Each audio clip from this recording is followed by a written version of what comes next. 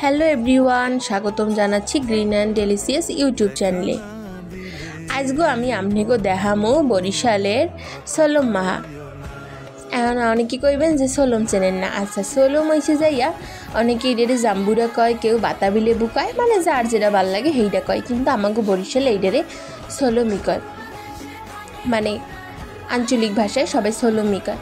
তো সলমটারে আমি খুব সুন্দর মতো সিললে লইতে আসি, খুব ভালোভাবেই সেলতে হবে শাল বাকলগুলান, কারণ এইটারে আবার যখন আমরা কুয়াগুলান আলাদা করবো তখন জানি খুব আমাগুলোকে সুবিধা হয়।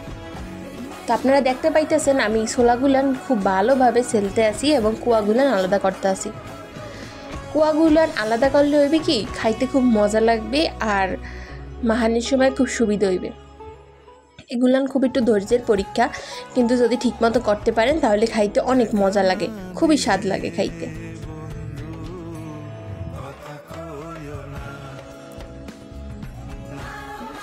সলমগুলান খুব ভালোভাবে একটা একটা করিয়া আমি সারাই লইতে আসি। এমনভাবে সারাইতে হইবে যেন আবার সলমের নিচের অংশ না যায়। সলমের নিচের অংশ যদি আয় হেলে আবার আপনার তিতা লাগবে, ওটা খাইতে তো একটু তিতা তিতা লাগে। তো একটু আপনারা সাবধানতার সাথে এইটা কাজটা করবেন।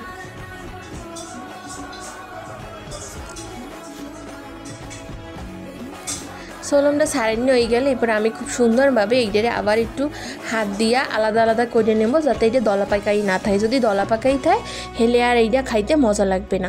এরপর হুগনা মরিচ দিয়া, হুগনা মরিচ আবার এটারে অনেকে পোড়া মরিচও কয়, সেইটা দিয়ে খুব ভালোভাবে এইটাকে মাহাই লইতে হবে, যাতে সব জায়গায় মরিচটা ঠিকমতো যায়। জাল আমনের উপরে, আপনি বেশি যদি জাল খাইতে পারেন জাল বেশি দেবেন, কম জাল খাইলে কম দেবেন।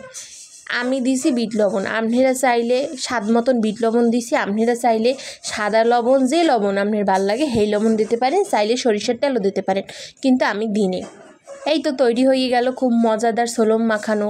আপনাদের কেমন লাগলো ভিডিওটি অবশ্যই জানাবেন, এবং পেজে নতুন হয়ে থাকলে আমাদের চ্যানেলটিকে সাবস্ক্রাইব করতে ভুলবেন না। আবার দেখা হবে কোনো এক নতুন ভিডিওতে। Bye bye.